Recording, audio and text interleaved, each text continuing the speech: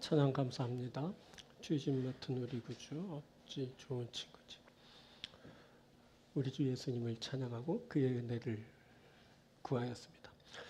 주님의 은혜가 우리 모두와 함께하게 될 줄 믿습니다. 자, 말씀 나누겠습니다. 말씀은 열왕기하 25장 1절부터 5절까지 봅니다.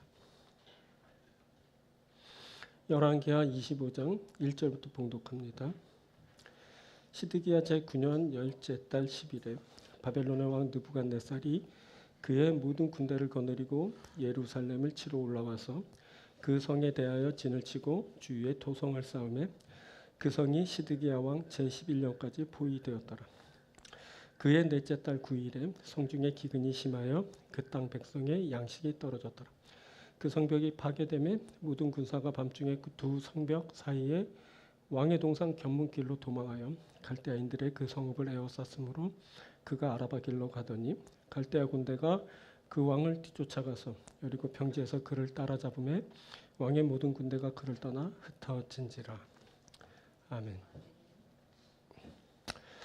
오늘은 열왕기하 25장을 함께 나누겠습니다. 열왕기하 25장을 본문으로 끝까지 하나님을 의지하고 기다리라 라는 제목으로 함께 말씀을 나누도록 하겠습니다. 오늘 드디어 열왕기서의 마지막 시간입니다. 자, 오늘 본문에선 마지막 왕 시드기야가 나옵니다. 자, 시드기야는 유다 16대 왕 요시아의 아들 중 셋째입니다. 먼저 둘째 여호아하스가 17대 왕이 되었습니다. 그리고 첫째 여호야김이 18대 왕이 되었습니다. 그리고 요시아의 손자 여호야김의 아들 여호야긴이 19대 왕이 되었습니다. 그리고 이제 마지막 요시아의 셋째 시드기야가 이제 20대 왕이 되었습니다. 자, 요시야 이후에는 유다가 강대국 애국과 바벨론 사이에서 혼란을 겪고 또 지배를 당하면서 거의 식민지 통치를 받던 시기였습니다. 그런데 그 멸망으로 치닫던 그 시기에도 하나님은 유다를 향해 말씀을 주셨습니다. 하나님의 말씀이 있다는 것은 그때에도 저들에게 희망이 있다라는 것을 말해주는 겁니다. 그 말씀은 끝까지 하나님을 의지하고 기다리라 라는 내용으로 읽힙니다. 마지막을 만나도 말씀이 있다면 희망이 있습니다. 그 말씀을 따라 하나님을 의지하고 구원을 기대할 수 있기 때문입니다. 오늘 우리에게 이 말씀이 들려질 겁니다. 우리에게 끝까지 하나님을 의지하고 또 기다리는 일이 있어야 한다고 말씀하시는 겁니다. 사랑하는 여러분들에게 어떤 일을 만나도 끝까지 하나님을 의지하고 기다리는 일이 있게 되기를 바라면서 오늘 말씀을 전하도록 하겠습니다. 오늘은 말씀을 두 부분으로 전합니다. 의지하라, 기다리라, 이 두 부분입니다. 먼저 끝까지 하나님을 의지하라는 겁니다. 이것은 끝까지 세상을 의지하지 않고 하나님을 의지하는 것을 말하는 겁니다. 자, 하나님을 의지하는 자에게 구원이 옵니다. 반면 다른 방편을 구하고 그것을 의지하는 자에게는 멸망이 오게 됩니다. 그래서 하나님을 의지하는 자가 되어야 합니다. 하나님을 의지할 때 끝까지 하나님을 의지해야 합니다. 그것은 구원이 하나님으로부터 임하기 때문입니다. 자, 본문 1, 2절을 보면 바벨론 왕 느부갓네살이 그의 전 군대를 거느리고 예루살렘을 치러 올라온 것을 보게 됩니다. 그때 느부갓네살은 예루살렘 주위에 토성을 쌓고 약 2년간 유다를 압박하였습니다. 자, 이전에 하나님은 예레미야를 통해 바벨론의 느부갓네살이 주변 그 모든 땅을 차지하고 다스릴 것이라는 것을 알리시면서 모든 나라와 그 자손들이 기한이 이르기까지 그를 섬기게 될 것이라는 그것을 말씀하여 주셨습니다. 그리고 시드기야에겐 70년 기한이 차면 다시 이곳으로 돌아오게 할 것이다 라고 말씀하여 주셨습니다. 이때 하나님은 바벨론에서 집을 짓고 살며 텃밭을 만들어 그 열매를 먹어라 라고 하셨습니다. 그리고 그곳에서 가족을 이루고 자식을 낳으며 번성하라 라고 말씀하여 주셨습니다. 또한 사로잡혀간 그 성읍의 평안을 구하고 그를 위해 기도하라. 그러면 너희가 평안할 것이다 라고 말씀하여 주셨습니다. 자, 이때가 중요합니다. 끝까지 하나님을 의지하는 겁니다. 이때도 이 하나님의 말씀을 붙드는 겁니다. 그리고 하나님의 말씀에 순종하는 겁니다. 그리고 하나님으로부터의 구원을 기대하는 겁니다. 그러면 하나님이 바벨론에서 연단하신 후에 다시 약속대로 이끌어 돌아오게 하실 겁니다. 그런데 문제는 다른 방편을 구하고 그것을 의지한다는 데 있습니다. 하나님의 말씀이 들려지지만 그 말씀을 따르지 않습니다. 그것은 다른 것을 의지하고 기대하기 때문입니다. 그때 그 사람은 다른 방편을 구하면서 그것을 통해 구원받기를 기대하게 됩니다. 자, 시드기야는 하나님의 말씀을 탐탁지 않게 여겼습니다. 그래서 그는 애매한 스탠스를 취하게 됩니다. 이 애매한 태도는 대놓고 불순종하는 것만큼 안 좋은 겁니다. 이는 결국 순종하지 못하는 불순종과 같은 결과를 맞게 합니다. 자, 그때 애굽이 강성했습니다. 시드기야는 그 강성한 애굽을 보고 애굽을 의지하게 됩니다. 자, 그때 하나냐라는 선지자가 그 일을 거들었습니다. 하나냐가 전한 말은 시드기야의 판단을 흐리게 하였습니다. 하나냐가 성전에서 모든 백성들이 보는 가운데 하나님이 바벨론 왕의 멍에를 꺾으셨다고, 하나님이 빼앗겼던 성전의 모든 기구를 2년 안에 모두 되돌려 주실 거라고, 하나님이 바벨론으로 끌려간 모든 포로를 다시 돌아오게 하실 것이라고 말했습니다. 그때 하나냐는 하나님이 회복하게 하실 것이라는 메시지를 전했습니다. 그러니 모두 힘을 내라고, 다 돌이키게 될 것이라고 힘을 주었습니다. 그때 전쟁과 재앙과 전염병이 있을 거라는 에레미야와 이기게 될 것이라는 하나냐 사이에 충돌이 있게 됩니다. 그때 하나냐는 예레미야의 목에서 멍에를 빼앗아 꺾으면서 앞으로 2년 안에 이같이 바벨론 왕의 멍에를 꺾어버리게 될 것이라고 소리쳤고, 에레미야는 그때 조용히 그 자리를 이제 벗어나게 됩니다. 자, 후에 하나님은 에레미야를 하나냐에게 보내시면서 모든 나라들에게 새 멍에를 메어 바벨론 왕을 섬기게 할 것이라고 말씀하시고, 하나냐에게는 내가 너를 보내지 않았거늘 내가 백성에게 거짓을 믿게 하였다라고 말씀하셨습니다. 그러면서 하나님은 그래서 내가 너를 지면에서 제할 것이라고, 금년에 내가 죽을 것이다 라고 하셨고, 하나냐는 그의 7째 달에 그만 죽고 말았습니다.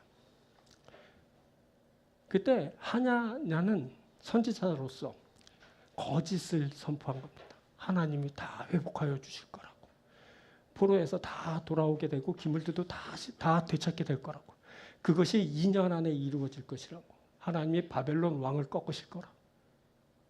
그가 받지도 않은 그 말씀을 하나님의 말씀처럼 위장하여 그렇게 거짓 선포했습니다.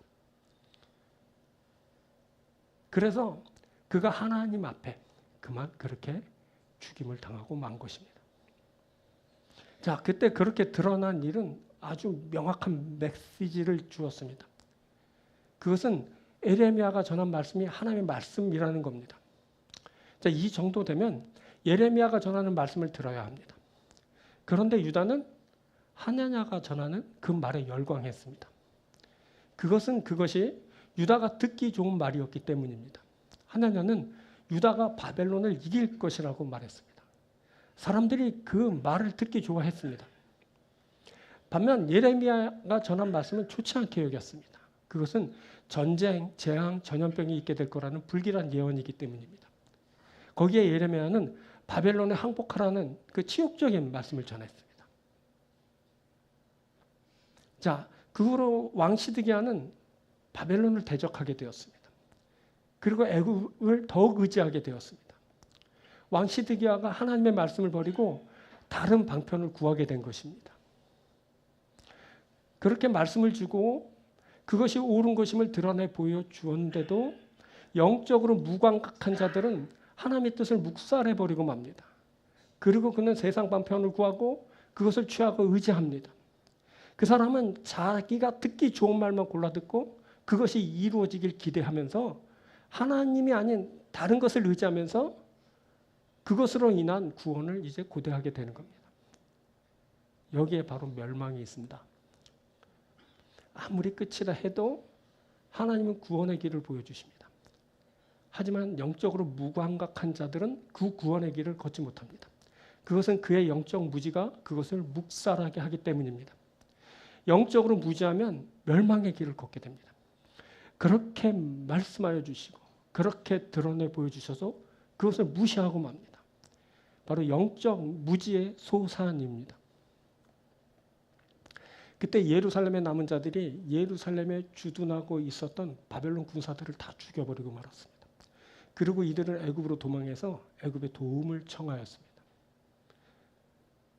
이 모습은 유다가 애굽을 전적으로 바라고 기다리는 그 모습을 보여주는 것입니다. 그때 유다는 애굽만 의지하고 애굽으로부터의 구원을 이제 기대하였습니다.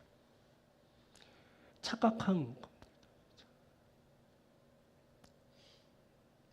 애굽이 강하여서 자신을 도와주고 자신을 구원하여 줄 거라고 착각하게 된 것입니다.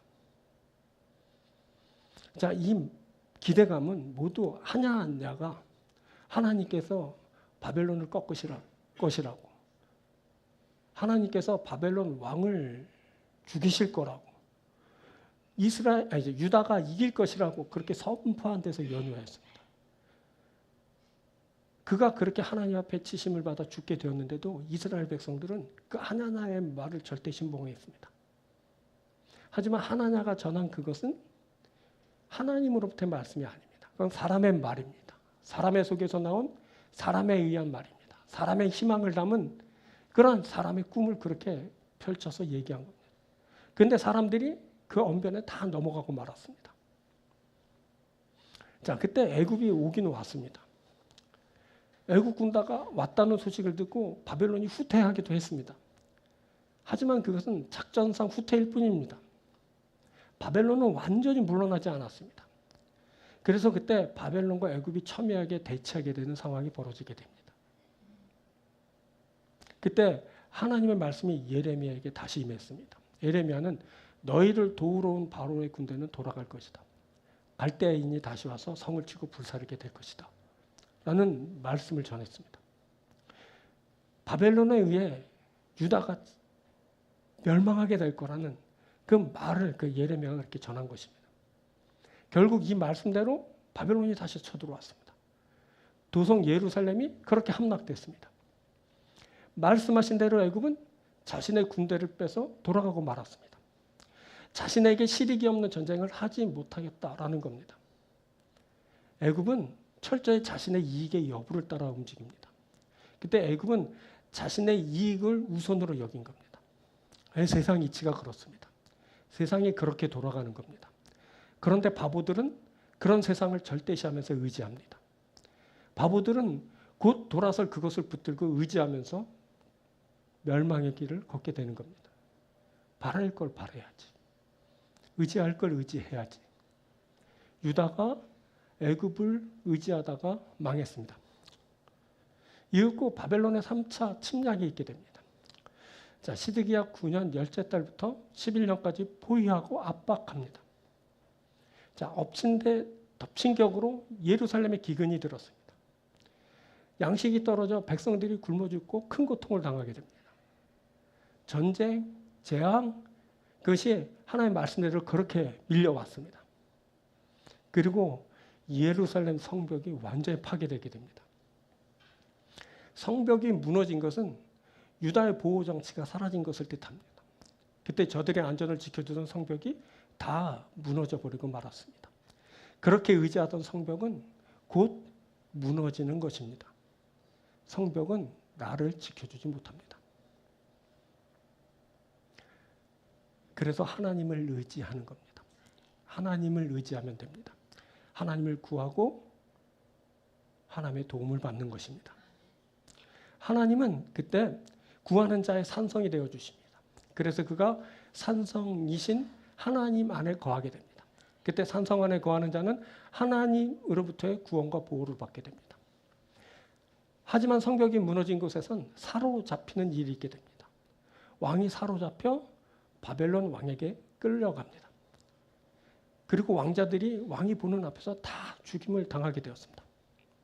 그리고 무너진 성읍의 성전과 왕궁이 불타고 예루살렘의 모든 집, 귀인의 집까지 다 불살라지게 됩니다. 그리고 주변의 성벽까지 완전히 다 헐려버리게 됩니다. 그리고 성 중에 남아있던 백성들이 다 사로잡혀가게 됩니다.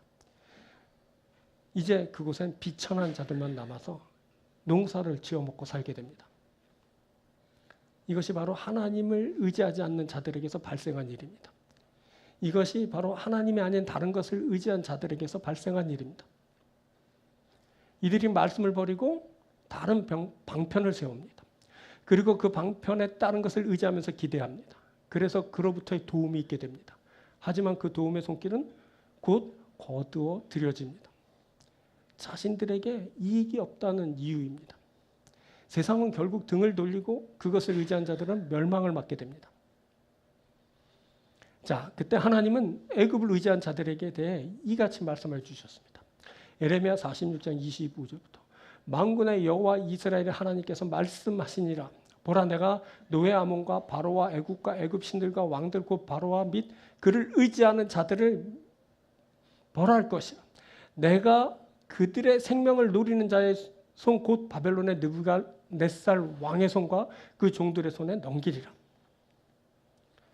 하나님이 아닌 다른 것을 의지하고 기다리는 자에게 이런 일이 있게 됩니다. 그때 애굽을 의지하던 자에게 하나님으로부터의 진노의 재앙이 임하여 결국 저들은 멸망하게 됩니다. 자, 내가 그렇게 소망하고 기다리던 그것은 오지 않습니다. 설사 그것이 오더라도 그것은 나의 구원이 되지 못합니다. 왜냐하면 그것은 철저히 자기 우선을 추구하기 때문입니다. 그러면서 사람들이 세상을 의지하고 기대합니다. 사람들이 자신을 돕지 못할 그것을 학수고대합니다. 그러다 그렇게 다 망하는 겁니다. 세상의 그것들은 내가 의지할 대상이 아닙니다. 자, 동생 아벨을 죽인 가인이 야훼를 떠나 에덴 동쪽 노땅에 거주하게 됩니다. 그곳에서 가인은 성을 쌓고 그 성을 아들의 이름을 따서 에녹이라 했습니다. 인류가 쌓은 최초의 성입니다. 가인은 아들 에녹에게 그 성을 물려주었습니다. 그 성은 아들을 위해 쌓은 성이었던 겁니다. 가인 그리고 그의 아들 에녹은 그 성 안에서 안전을 도모하였습니다. 그런데 성을 가지고 그 안에 거하더라도 두려워하는 인생이 됩니다. 그리고 그 성 쌓는 순간부터 그것이 무너질까 봐 두려워하게 됩니다. 결국 그가 쌓은 그 성이 그를 보호하지 못합니다. 그래서 성이 무너질 때 그 또한 무너지는 참혹한 결과를 보게 됩니다. 이것이 바로 인생이 쌓아 올리는 성입니다. 인생은 아무리 견고한 성을 쌓아도 두렵습니다. 이것을 알게 된 다윗은 이렇게 고백합니다. 시편 18편의 2절부터 여호와는 나의 반석이요 나의 요새시요 나를 건지시는 이시요 나의 하나님이시요 내가 그 안에 피할 나의 바위시요 나의 방패시요 나의 구원의 뿌리시요 나의 산성이시로다. 다윗이 쌓은 성은 세상의 그런 성이 아닙니다. 다윗의 성은 야훼 하나님이십니다. 야훼 하나님이 그의 성이 되어주십니다. 뿐만 아니라 그가 다윗의 반석입니다. 요새이십니다. 건지시는 시고 하나님이시며 피할 바위이십니다. 그래서 그에게 구원이 있게 됩니다. 다윗이 이 산성이신 하나님을 의지합니다. 그래서 그가 그 안에 거하면서 완전한 평안을 누리게 됩니다. 이것이 하나님을 의지하는 겁니다. 나에게 구원을 이루어 주시는 산성이신 하나님을 의지하는 겁니다. 이 산성은 무너지지 않습니다. 이 산성은 든든한 반석이 되어줍니다. 이 산성은 견고한 요새가 되어줍니다. 이 산성은 완전한 방패가 되어줍니다. 자, 하나님을 바라는 것이 우리에게 필요합니다. 하나님을 의지하는 것이 우리에게 필요합니다. 의지하되 끝까지 의지하는 겁니다. 이것이 우리에게 구원을 이루어 줍니다. 구원은 하나님으로부터 옵니다. 그래서 우리가 하나님 앞에 있습니다. 오늘 또 하나님께 나왔습니다.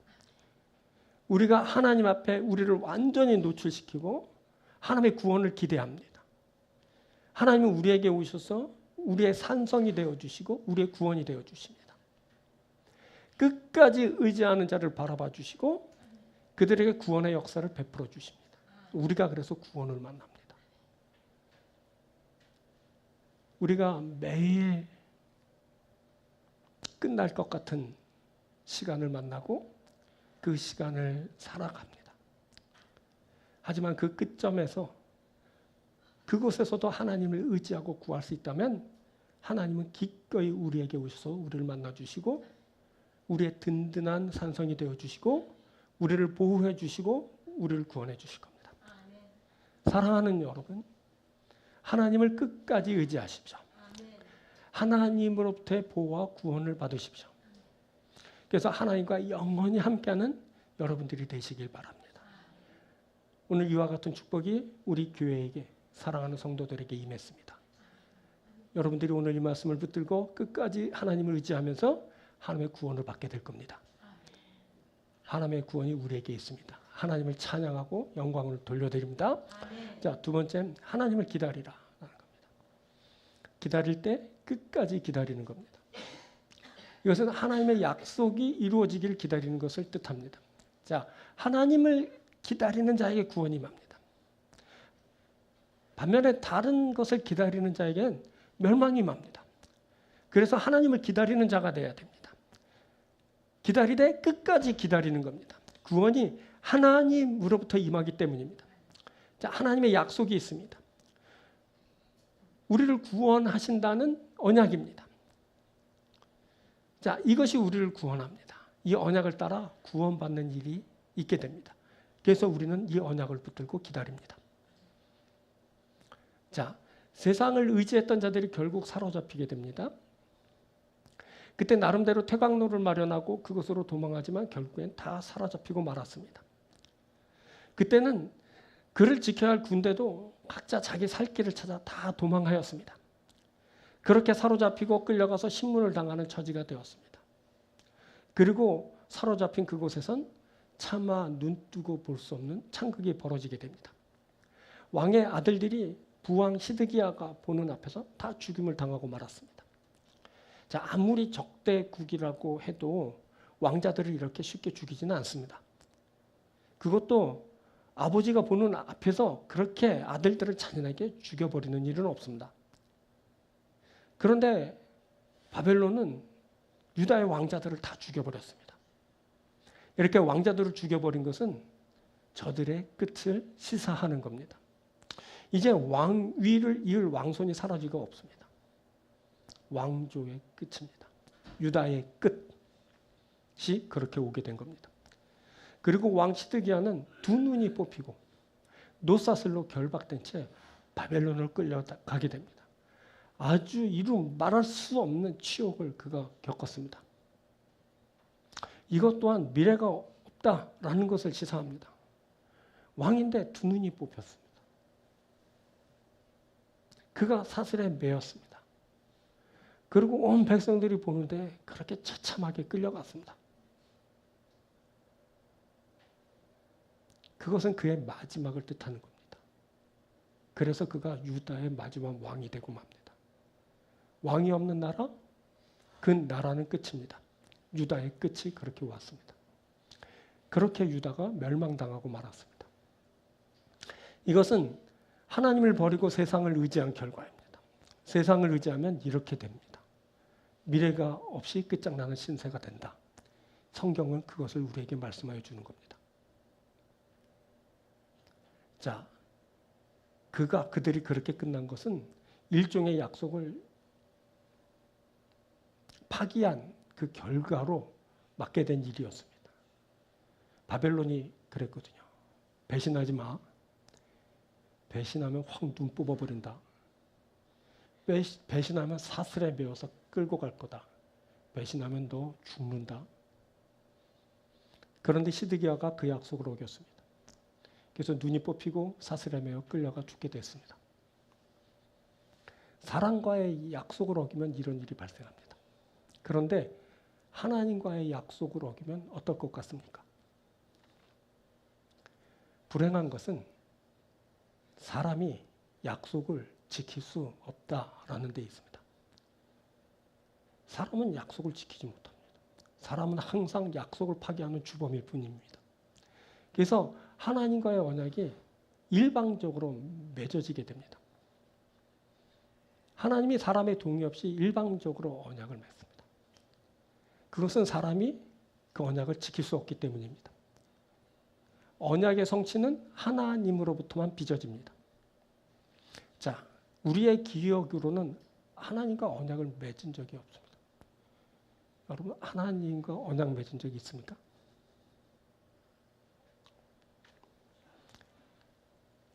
여러분들이 동의하고 하나님이 동의하고 그래서 하나님과 여러분 사이에 언약이 맺어졌습니까? 우리는 그 언약에 동의한 바가 없습니다. 그런데 성경을 보면 우리가 하나님과 언약을 맺었다고 합니다. 그 언약은 어떤 언약인지 아십니까? 불공정 언약, 좀 이상한 언약, 일방적인 언약, 동의하지 않았는데 맺어진 언약입니다. 왜 그래? 라고 하지만 사실 이만큼 확실한 언약은 없습니다. 그것은 하나님이 자발적으로 맺은 언약이기 때문에 그렇습니다. 하나님이 일방적으로 맺은 언약입니다. 그것은 하나님이 맺은 언약입니다. 우리가 맺은 언약이 아닙니다. 우리가 맺은 언약은 곧잘 파기되기도 하고 실은 지켜지기 상당히 어렵습니다. 그런데 하나님이 맺은 언약은 반드시 지켜집니다. 그래서 이것만큼 확실한 언약은 또 없는 겁니다. 이 언약은 절대 파기되지 않습니다. 그래서 이 언약은 반드시 성취됩니다. 왜? 하나님이 맺은 하나님의 언약이기 때문입니다. 하나님이 맺으신 그 언약은 하나님이 이루십니다. 그래서 그곳엔 하나님의 열심이 있습니다. 자, 이사야서 37장 32절이 말해줍니다. 이는 남은 자가 예루살렘에서 나오며 피하는 자가 시온 산에서 나올 것임이라. 만군의 여호와의 열심히 이를 이루시리라. 그때 구원의 날에 남은 자가 피한 자들이 다 나오게 될 거라는 겁니다. 그들이 구원을 보게 될 거라는 겁니다. 그것은 바로 야훼의 열심히 이룬 그런 일입니다. 자, 언약이 성취될 때 구원의 역사가 일어납니다. 하나님의 열심이 바로 그 구원을 이루는 겁니다. 이것이 바로 하나님의 언약입니다. 하나님에 의해서 맺어지고 하나님의 열심히 성취하는 언약. 바로 이게 하나님의 언약, 하나님이 우리와 맺은 언약, 그 언약인 겁니다. 또 이사야서를 보면 메시아의 탄생이 예언되었습니다. 자, 9장 6절에 이는 한 아기가 우리에게 낳고 한 아들을 우리에게 주신 바 되었는데 그의 어깨에는 정사를 메었고 그의 이름은 기모자라 모사라 전능하신 하나님이라 영존하시는 아버지라 평강의 왕이라 할 것이며.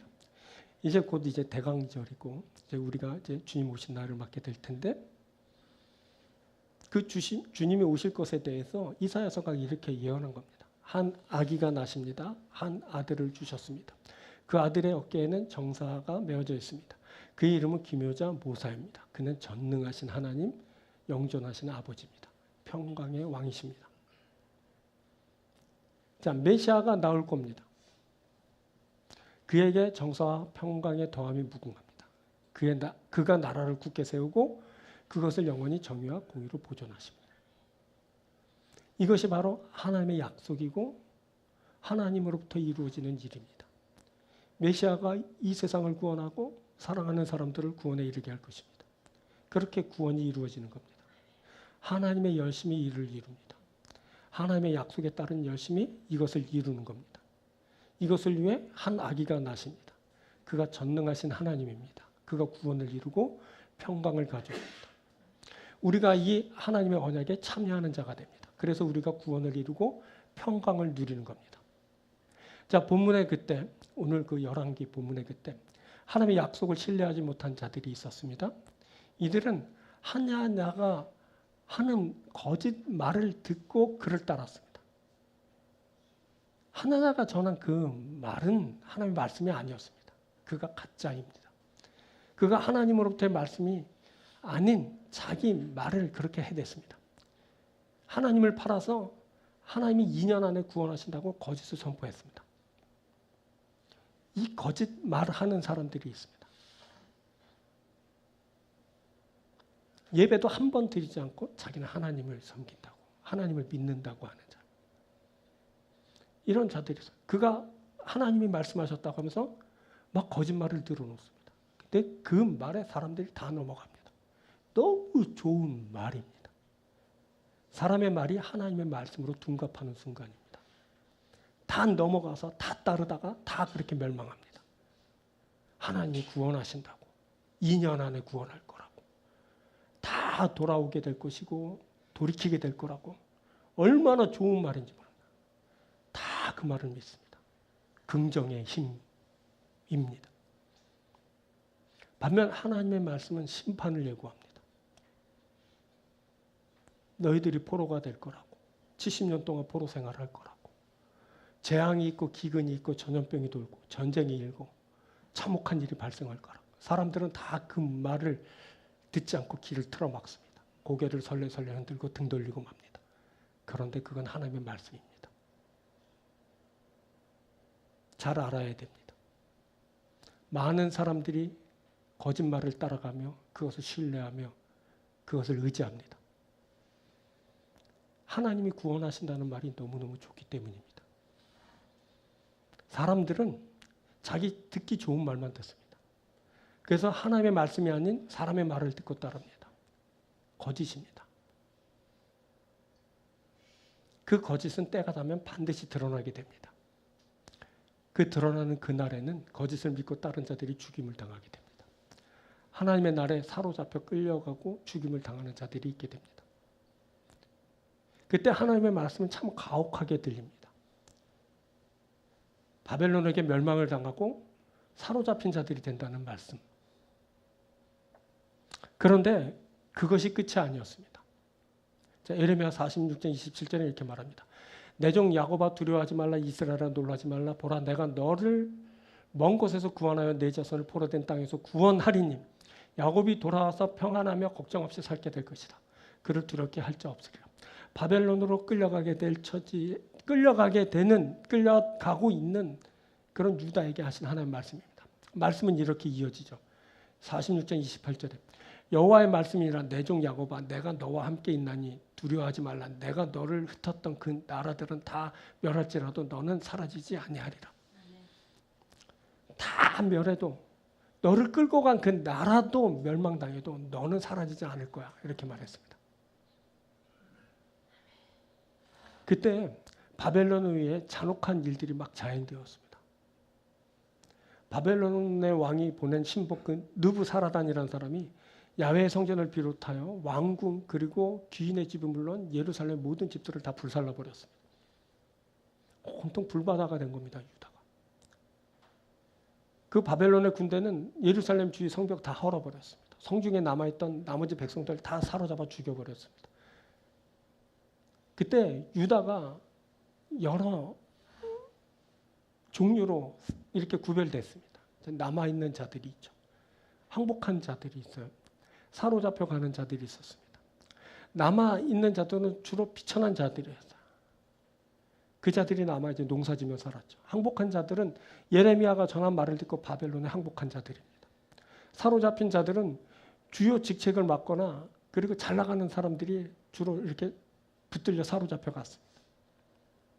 자, 그때 대제사장, 부제사장, 문을 지키는 자들이 요리조리 피하면서 어떻게든 살아남으려고 했지만 근데 바벨론의 눈을 벗어나지 못하고 잡혀 죽임을 당하고 말았어요. 그리고 군사를 거느린 내시. 내시가 그 내시인데 군사들을 거느리고 있어요. 왕 같은 내시. 다 사로잡혔죠. 그래가지고 문 지키는 자도 나오는데 여기는 그 문지기 정도가 아니라 그 일종의 그 장교급 그런 직책이 있는 사람들. 근데 그 사람들은 자기 힘을 과시해서 어떻게든 살아남았죠. 며칠 살 수 있어요. 근데 마침내 사로잡혀 다 죽임을 당하고 말했어요. 살려고 길을 쓰지만 모두 죽을 인생입니다. 이거 알아야 됩니다. 그날에는 다 사로잡혀 그렇게 죽임을 당합니다. 하나님의 심판의 때인 겁니다. 사람에 의해 그런 일이 일어나는 것이 아니라 하나님에 의해 그 일이 진행되고 있는 거예요. 그때는 살아온 남을 재주가 없습니다. 남아있거나 끌려가거나 죽임당하거나 뭐 그런 겁니다. 그래서 그때는 뭐가 중요하냐? 그날에는 하나님이 주신 사명, 그것이 중요해집니다. 그때 그것을 이행하는 자가 되는 것이 중요합니다. 그러면 적어도 하나님의 뜻을 이루는 자가 되기 때문입니다. 그날은 절대 심판 못 피합니다. 그날은 모두가 하나님으로부터의 심판을 받습니다. 거짓 선지자 하나나 같은 자들이 일어나서 너희가 이길 거라고 말해줄 겁니다. 2년 안에 이길 거라고. 저 강대국들을 다 이길 거라고. 대적 왕이 죽게 될 거고. 너희들이 다 돌아오고 이런 아주 희망찬 선포를 해낼 겁니다. 하지만 그건 다 거짓입니다. 어떻게 되면 지금까지 우리가 그랬듯이 그날에도 하나님 앞에 있는 겁니다.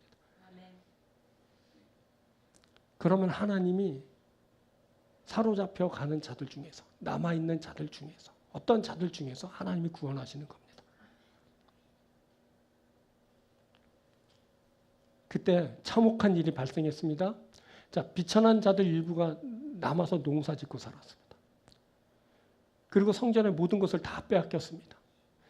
바벨론은 야훼 성전의 녹기둥, 그 받침들, 그 높바다 모든 것들을 바벨론으로 다 가져갔습니다. 그리고 뭐 가마들, 부삽들, 부집개들 뭐 세세한 것까지 다 가져가 버리고 말았습니다. 뭐 불 옮기는 그릇들, 주발들, 금강으로 만든 것들 다 가져가 버리고 말았습니다. 그리고 솔로몬이 그렇게 만들어 놓은 그 두 기둥 있잖아요. 우리가 다 나눴죠. 그 바다라고 물 담아 놓는 거, 그리고 그 받침까지도 다 가져버렸어요. 무게를 헤아릴 수 없는 그것들을 다 들고 가버리고 말았어요. 그리고 앞에서 계속 말했듯이 어떻게든 살려고 하는 자들 다 사로잡혀 죽임을 당했습니다. 바벨론의 그 시위대장이 대제사장 스라야와 뭐 부제사장 스바냐와 성전 무식이 세 사람, 문지기 세 사람 다 사로잡아 죽여버리고 말았습니다. 내시들 뭐 다 잡혔습니다. 그렇게 유다는 바벨론에 죽임당하고 사로잡혀가는 신세. 그렇게 유다가 멸망한 겁니다. 기물들 다 빼앗겼습니다. 사람들 다 죽임을 당하고 포로로 잡혀갔어요. 이제 아주 비천하고 보잘것없는 사람들, 그 사람들이 유다 땅에 남아서 이제 농사 짓면서 사는데 그 땅에 기근이 들었습니다. 농사가 안 되는 겁니다. 먹을 것이 없습니다. 그리고 이제 바벨론의 왕이 보낸 사람, 그리고 군대가 이제 유다에 주둔하게 됩니다. 느부갓네살이 보낸 그달리아, 그 사람들은 남겨진 자들을 모두 종속시켜 바벨론을 섬기는 자들이 되게 했습니다. 그때 막 그 중에서도 그 독립운동 같은 게 일어났죠. 그 왕족 이스마엘이 일어났어요. 그래가지고 그 바벨론 사람들을 죽여버렸죠. 그리고 이제 애굽으로 도망해서 도움을 요청하고 막 이런 일들이 잠깐 사이에 막 일어나게 된 겁니다. 하지만 유다는 끝내 일어나지 못했습니다. 그렇게 멸망한 겁니다. 자, 이 유다의 멸망에 대한 이야기는 말하기도 싫고 듣기도 싫은 말입니다.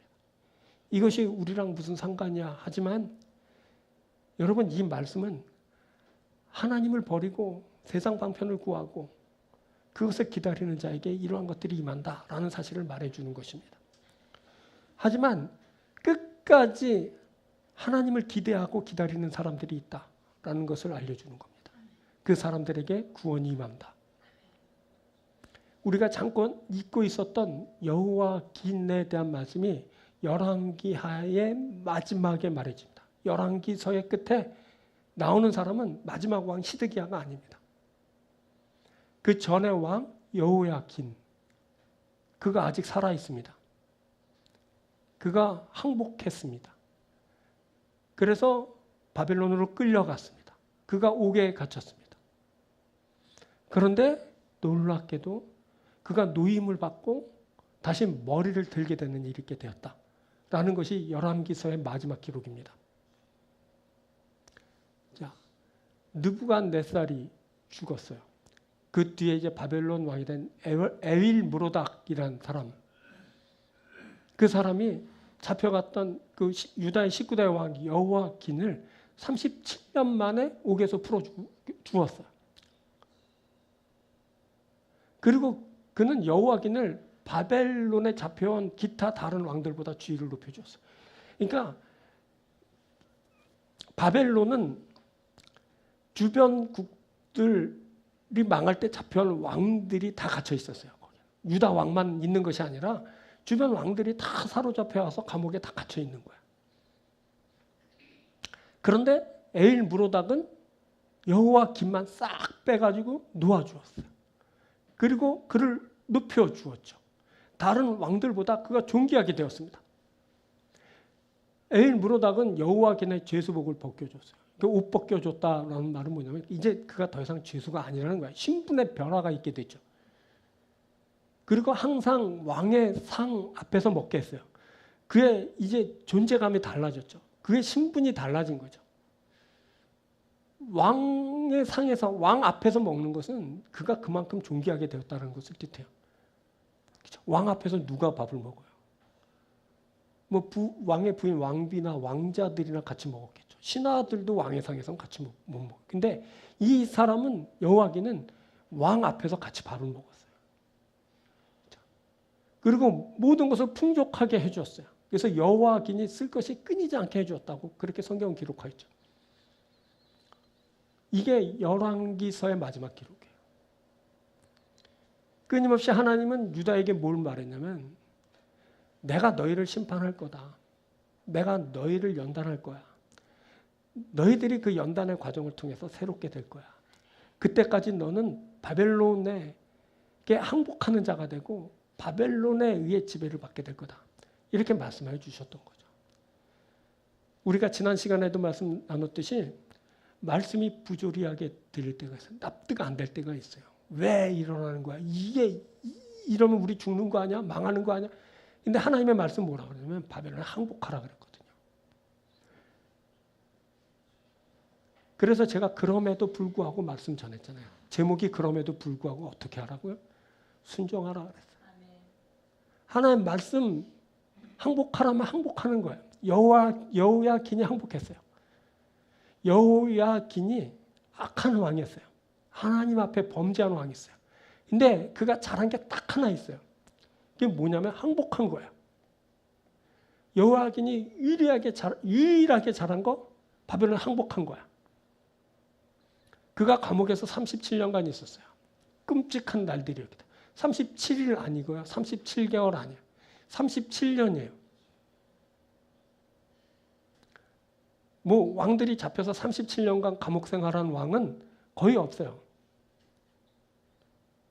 우리가 뭐 잘 아는 그 남아공의 그 만델라 같은 분도 37년까지는 안 살았거든요. 뭐 누가 정치가들이 뭐 대통령이 왕이 뭐 사로잡혀서 37년 옥살이 하는 거 봤어요. 다 그냥 옥살이 하다 죽거나 뭐 어떻게 되거나 그러지. 근데 이 사람은 37년을 버텼어요. 기다린 거죠. 항복하고 기다린 겁니다. 순종하고 기다린 겁니다.